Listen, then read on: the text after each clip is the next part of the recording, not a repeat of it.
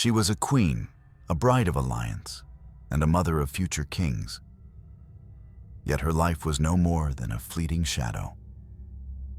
At just 23, Isabella of Aragon, pregnant and worn from war, fell from her horse in the hills of southern Italy. The ground claimed her body, grief claimed her husband, and history claimed her as a symbol of fragile sacrifice. This is not only the story of a queen, it is the story of how empires were built on the breaking of women. Born in Barcelona in 1248, Isabella of Aragon entered a world where a child's destiny was not a matter of chance, but of politics. Her father, James I of Aragon, bore the epithet the Conqueror, a warrior king whose legacy was etched across the Mediterranean. Her mother, Violent of Hungary, carried the blood of Central Europe's dynasties. From the moment Isabella opened her eyes, she was no ordinary daughter. She was a living pledge of power, a coin in the vast treasury of medieval diplomacy. As the daughter of one of Europe's most ambitious rulers, Isabella's childhood was never her own. To be a princess in the 13th century was to be shaped by treaties before one could even walk. Every smile was weighed, every lesson taught with purpose. Even her name, Isabella, tied her to dynasties, invoking echoes of past queens whose lives had also been spent as offerings to politics. Her world in Barcelona was not the carefree garden of a child's play. Instead, it was the echoing halls of royal palaces, where whispered negotiations could determine the fate of nations. From infancy, she witnessed ambassadors arrive from foreign lands, bearing scrolls and seals. She saw her father wage wars to expand his realm, and her mother act as the soft voice of diplomacy. Isabella grew up in the shadows of power, learning that love, in her world, was secondary to loyalty, and that freedom was a luxury reserved for those far below the crown. The chronicles of her youth are sparse, her individuality buried under the weight of dynastic expectation. Yet we can imagine the tender fragility of a girl who might have longed for simplicity but instead carried the burden of a royal house. She likely heard stories of saints and martyrs, of women whose faith defined their sacrifice. Such tales would not have seemed far from her own path, for she too was destined for sacrifice, not upon an altar, but upon the unyielding demands of empire. By the time Isabella reached adolescence, her fate had already been sealed. She would not marry for love. She would not live in her homeland. Instead, she was destined to be a bridge, a body and a womb through which two kingdoms might find unity. To be born a princess of Aragon was to be born into exile, and Isabella's life would prove just that. A journey marked by departures, by distance, and by the slow erasure of self under the crown. At the age of 14, Isabella was sent away from Aragon to become the bride of Prince Philip of France, the future Philip III. The marriage was not a celebration of young love, but a carefully crafted alliance, tying the might of the Capetian dynasty to the power of Aragon. The union was sealed in 1262 at Clermont, a grand ceremony attended by nobles, clerics, and envoys. The court glittered with jewels and banners, but behind the spectacle stood a child who left behind her homeland to fulfill the ambitions of kings. For Isabella, the wedding was a departure as much as an arrival. She left the familiar shores of Catalonia and entered a French court that was alien in language, custom, and expectation. No one asked whether she was ready. No one asked whether she wanted this life. The only question that mattered was whether her womb could provide heirs for France. The chroniclers paint the ceremony with grandeur, the solemn oaths, the gilded robes, the echo of hymns in the cathedral. But they do not tell us how Isabella felt when the vows were spoken, when the weight of a crown pressed invisibly upon her brow. At 14, Her childhood ended in a single moment. She was transformed from daughter to wife. From girl to queen in waiting, her body claimed by dynastic strategy. Life in France was a trial of endurance. Surrounded by foreign courtiers, Isabella carried the loneliness of exile. Every meal, every ritual, every face around her table was a reminder that she no longer belonged to herself. She belonged to France. She belonged to Philip. Most of all, she belonged to the endless machinery of monarchy that consumed women silently and without question.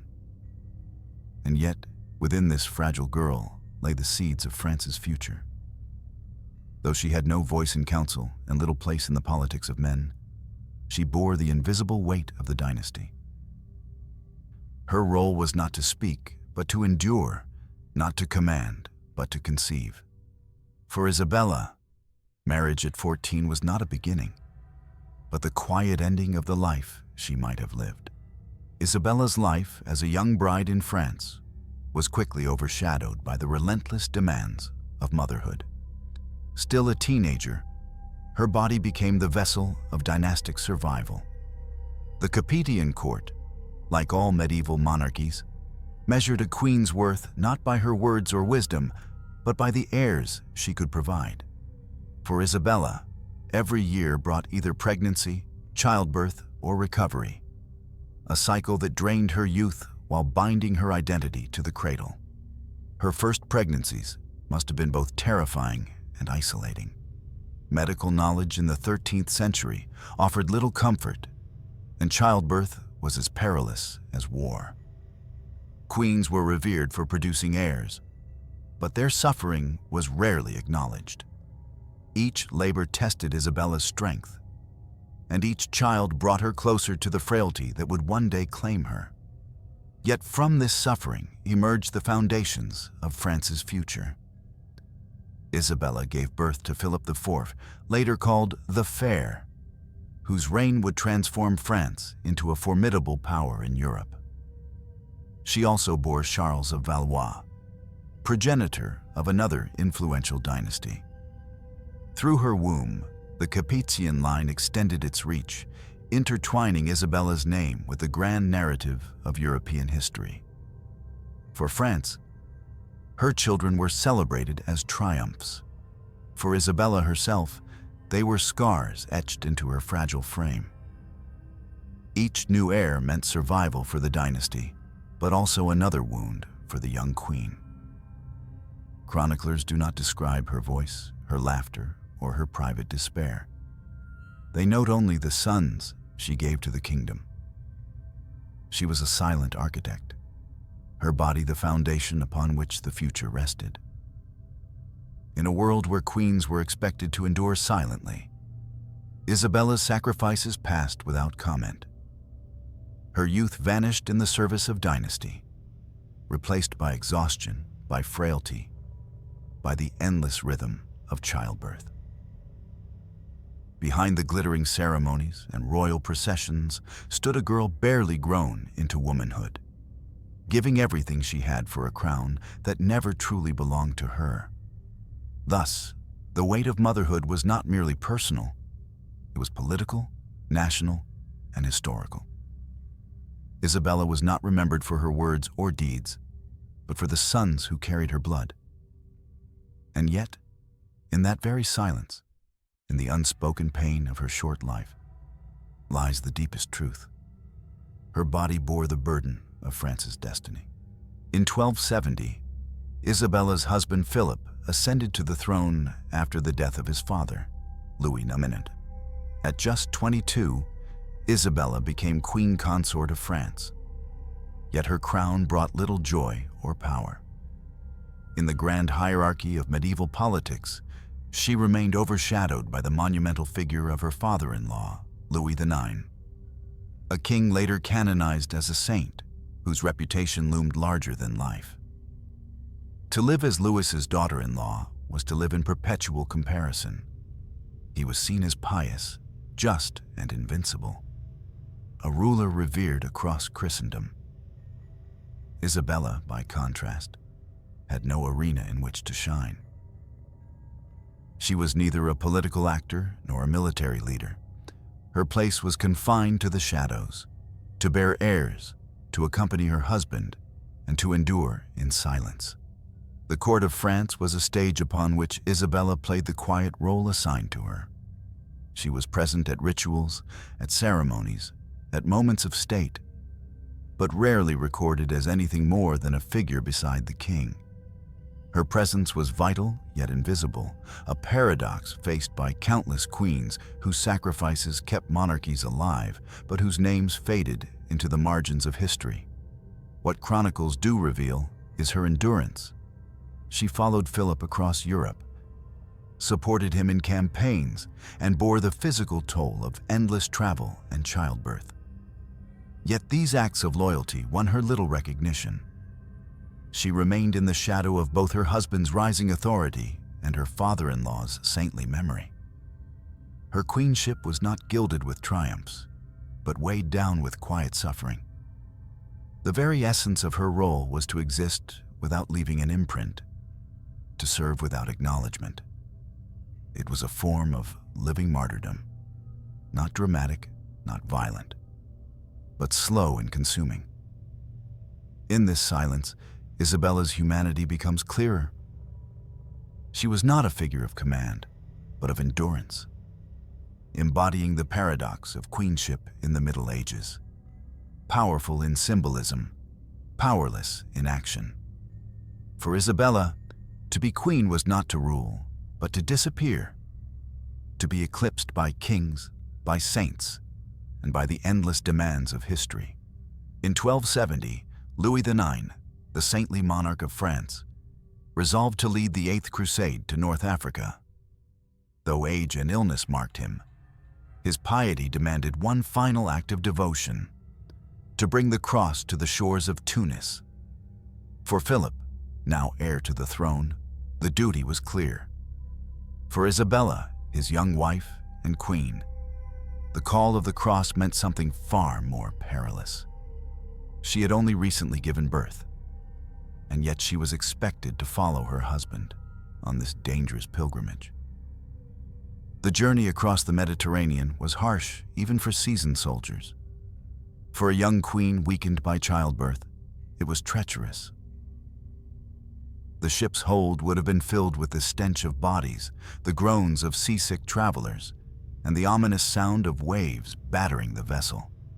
Isabella carried not only her fragile health, but also another life within her womb. The weight of the unborn child and the toll of previous pregnancies pressed upon her body as heavily as the armor pressed upon the knights who sailed beside her. When the fleet arrived at Tunis, the reality of the crusade turned grim. The heat was merciless. Disease spread rapidly and provisions dwindled. The Christian army was ravaged not by enemy swords, but by fever and plague. Louis IX of Aragon, the towering figure of France, succumbed to illness in August of 1270. The death of the king shattered the crusade, leaving Philip suddenly burdened with the crown. Isabella, meanwhile, was forced to endure the chaos of a collapsing campaign, while her own strength withered day by day. For her, the crusade was not a holy war, but a crucible of suffering. She bore witness to the fall of a sainted king, the despair of her grieving husband, and the relentless march of disease. Amidst all this, she carried the hidden weight of pregnancy, her body silently fighting a battle no chronicler thought worthy of record. The crusade ended in failure. The French army retreated, its banners tattered, its faith shaken. Louis IX's death would be remembered as martyrdom, but Isabella's endurance would go unnoticed. She had given her presence, her body, and her strength to a cause that offered nothing in return. The call of the cross demanded everything. Even from a young queen already stretched to the limits of human endurance. With the crusade abandoned and the king dead, the French royal party set sail for home. Their route carried them through southern Italy, a land of mountains, rough roads, and weary villages. Philip, now King Philip III, wore the crown, but also the fresh wound of grief for his father. Isabella traveled beside him, heavily pregnant once more, her body fragile after years of relentless childbearing. The return journey was no triumphal procession. Instead, it was marked by exhaustion and sorrow. The once proud crusading fleet was diminished, its survivors dragging themselves back across hostile terrain. For Isabella, the march through Italy was not only a physical trial, but an emotional one. She was leaving behind the memory of a failed crusade and carrying with her the quiet knowledge that her body was dangerously weak. The roads of Calabria and Apulia were unforgiving. Jagged rocks, swollen rivers, and endless miles of dusty paths made every step arduous. For soldiers, it was a test of strength. For a queen in her condition, it was nearly impossible.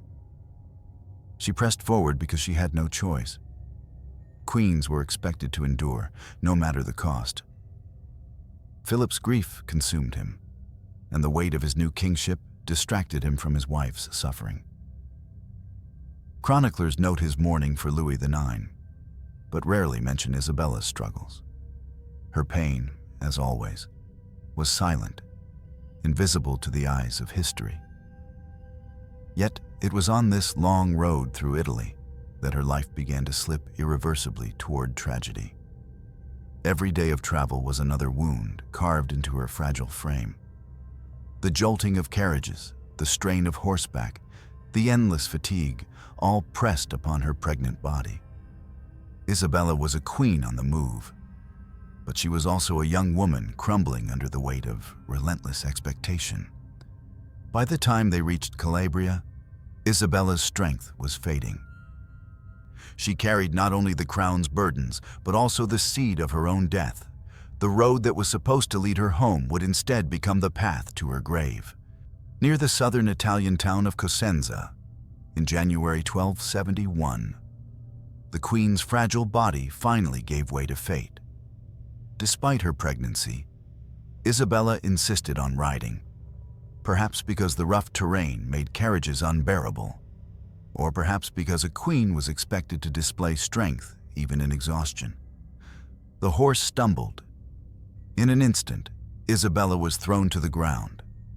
For any rider, such a fall could be disastrous. For a pregnant woman in the 13th century, it was almost certainly fatal. She suffered severe internal injuries, and the shock likely caused her to miscarry.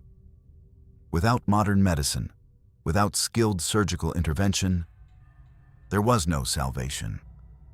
What began as an accident on a weary journey quickly became a death sentence. The chroniclers, brief and clinical, record only that she fell from her horse. But behind those words lies a storm of agony. Her attendants would have rushed to her side, her body broken, her unborn child lost in blood and pain. The sounds of hoofbeats and shouted prayers must have echoed through the hills of Calabria as the royal party realized the enormity of what had happened. Infection would have followed swiftly. A fall like Isabella's tore not only flesh, but hope itself. For days, she lingered between life and death. Surrounded by clerics and attendants, far from her homeland of Aragon and her adopted court in Paris, the air of Cosenza, heavy with winter damp, became the final atmosphere she would breathe. The fall at Cosenza was not merely a personal accident. It was the unraveling of a dynasty's fragile balance. Isabella was young, a mother, a queen whose womb had already secured heirs for France. Her death would not end the line, but it would scar it. Her body, once celebrated for its fertility, now lay broken. Another reminder that medieval queenship was a life lived perpetually on the edge of mortality. Her fall was both literal and symbolic, a queen toppled by the weight of duty, undone by the very expectations that had defined her existence. In Cosenza, on foreign soil, Isabella of Aragon became another silent casualty of a world that demanded everything from its queens and returned nothing but grief. On January 28, 1271, Isabella of Aragon died in Cosenza. She was only 23 years old. Her brief life, marked by exile, by childbirth, by duty, ended not with a crown of triumph, but with the silence of a lonely death far from home. She left behind 2 sons, Philip IV the Fair and Charles of Valois, boys who would grow to shape the destiny of France. Through them, her blood would continue to course through European history, altering dynasties and defining kingdoms. Yet Isabella herself would never live to see their reigns, never hear their voices as men, never feel their gratitude. She was erased from her own story, remembered only as a vessel of kings. For Philip III, the loss was devastating. He had only just become king, still reeling from the death of his father Louis IX, when tragedy struck again. His young queen, his companion in crusade and crown, was gone. Chroniclers note his grief, but even they cannot capture the depth of a man who lost both his father and his wife within months. Isabella's body, weakened by repeated pregnancies and broken by the fall, had endured more than any 23-year-old should. She was a queen in title, but in truth, she was little more than a girl consumed by dynastic duty. Her death was not heroic, not sung in ballads, not honored with glory. It was quiet, tragic, and devastating. The common fate of queens whose lives were spent in service of lineage. Her story lingers as a reminder of the fragility of medieval womanhood. While kings were celebrated for their conquests, queens often paid with their lives for the continuation of dynasties. Isabella of Aragon's death at 23 was not just the end of a young queen. It was the silencing of a life that might have been so much more. She remains, even now, a symbol of sacrifice unacknowledged. A woman whose brief existence was eclipsed by the men she bore and the crown she never truly wore. Philip III's grief in the wake of Isabella's death was profound, a wound that no crown could heal. In the Chronicles, he is portrayed as a man overcome with mourning, struggling to carry the weight of both his father's legacy and his wife's sudden loss. The timing was cruel. Within the span of months, he had inherited a throne, buried a sainted king, and watched the young queen he had married as a child bride slip away. Court life continued, as it always did. Messengers arrived, treaties were signed, ceremonies conducted. But within Philip's private chambers, sorrow became his constant companion. Chroniclers noted his visible despair, a grief that shaped his demeanor as king. Unlike the triumphal image often expected of monarchs, Philip appeared subdued, marked by personal tragedy. Isabella's absence was felt in every corner of the court. Her sons, too young to grasp the full scope of her loss, were reminders of what she had given and what she had suffered. Each time Philip looked upon Philip IV or Charles of Valois, he saw not only the heirs of his dynasty, but also the ghost of the queen who bore them. The medieval world had little room for emotional vulnerability in its kings. Strength, piety, and authority were the virtues expected of Philip. Yet Isabella's death revealed a rare fracture. A monarch mourning as a man, carrying a sorrow that seeped into his reign. In a sense, her passing defined him as much as his inheritance from Louis IX. Though history often passes quickly over the grief of kings, Philip's mourning for Isabella became part of his story. He never forgot her, and in many ways, he never fully recovered. His reign was shaped not only by politics and war, but by the memory of a young queen who had given everything and received only silence in return. For Philip, Isabella was more than a wife. She was the embodiment of sacrifice, a life cut short, a body broken by duty, and a love he could never reclaim. The crown could command armies, shape nations, and build legacies, but it could not bring her back.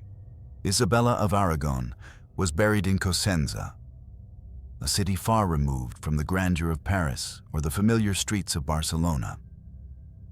Her resting place reflected the life she had lived, one of exile, displacement, and sacrifice.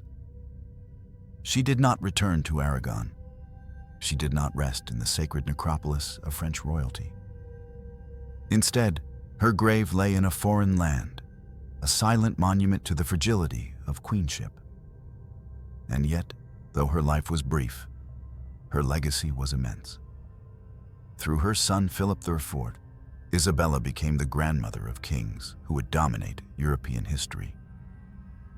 The Capetian line extended through her blood, reached into the courts of Spain, Navarre, and beyond. Charles of Valois, her second son, founded the Valois dynasty, which would rule France for more than 2 centuries. Isabella, though absent, shaped the very fabric of France's monarchy. Her story is emblematic of the hidden sacrifices upon which empires were built. Queens like Isabella were not remembered for victories or decrees, but for the lives they gave and the bodies they surrendered. Their influence was written not in words or laws, but in bloodlines and the survival of dynasties. To look at Isabella's life is to confront the reality of medieval queenship.